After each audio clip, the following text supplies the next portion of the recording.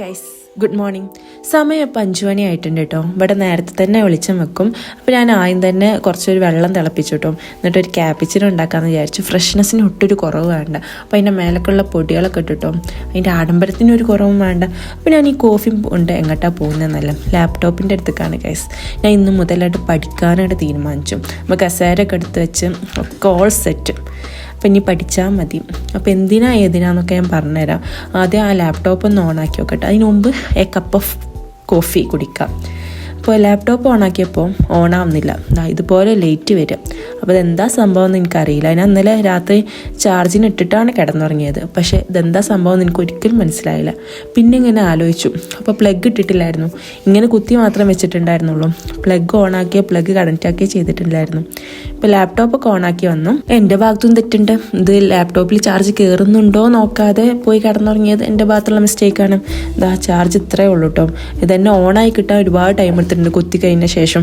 അപ്പോൾ ഞാൻ എന്താ പഠിക്കുന്നത് വെച്ച് കഴിഞ്ഞാൽ സൗദി പ്രൊമട്രിക് എക്സാമിന് വേണ്ടിയിട്ട് പ്രിപ്പയർ ചെയ്യാം കേട്ടോ. അപ്പോൾ എൻ്റെ ഫീൽഡ് പറഞ്ഞാൽ റേഡിയോഗ്രാഫറാണ്, റേഡിയോളജി ടെക്നോളജിസ്റ്റാണ്. അപ്പോൾ നമുക്ക് പഠിക്കാൻ സ്റ്റാർട്ട് ചെയ്യാം. എവിടുന്ന് എന്ത് തുടങ്ങുന്നൊന്നും എനിക്കൊരു ഐഡിയ ഇല്ല കേട്ടോ. ഒരുപാട് PDF-കളുണ്ട് എൻ്റെ കയ്യിൽ. ഞാൻ ഒരു കോച്ചിങ്ങിനൊക്കെ ചേർന്നിട്ടുണ്ടായിരുന്നു പ്രൊമട്രിക് എക്സാമിൻ്റെ. പക്ഷേ അതുകൊണ്ടൊന്നും കാര്യമില്ല. പഠിക്കാനുള്ള ഒരു സ്റ്റാർട്ടിങ് ട്രബിൾ എനിക്ക് നന്നായിട്ടുണ്ട്. 2023 ഞാൻ പഠനം നിർത്തിയത്, എൻ്റെ കോഴ്സ് കഴിഞ്ഞതാണ്. പിന്നെ അതിനുശേഷം ഇടയ്ക്കിടയ്ക്ക് ഇങ്ങനെ പഠിച്ചു എന്നല്ലാതെ പിന്നെ ഡെലിവറിയും കാര്യങ്ങളൊക്കെ കഴിഞ്ഞപ്പോൾ ആ ഒരു പഠിത്തത്തിനുള്ള ഒരു ഫ്ലോ അങ്ങ് പോയി ഗൈസ്.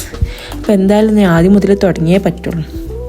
ഇതിന് നമുക്ക് ഇൻട്രൊഡക്ഷൻ ഓഫ് റേഡിയേഷൻ ആയിരിക്കും. ഇത് ആ പഠിക്കുന്ന ടൈമിൽ എക്സാം എഴുതിയെങ്കിൽ എത്ര പെട്ടെന്ന് പാസ്സാവായിരുന്നു. അത് ആ ഒരു ടച്ച് ഉണ്ടാവും. ഇപ്പോൾ ഒരു തേങ്ങയില്ല.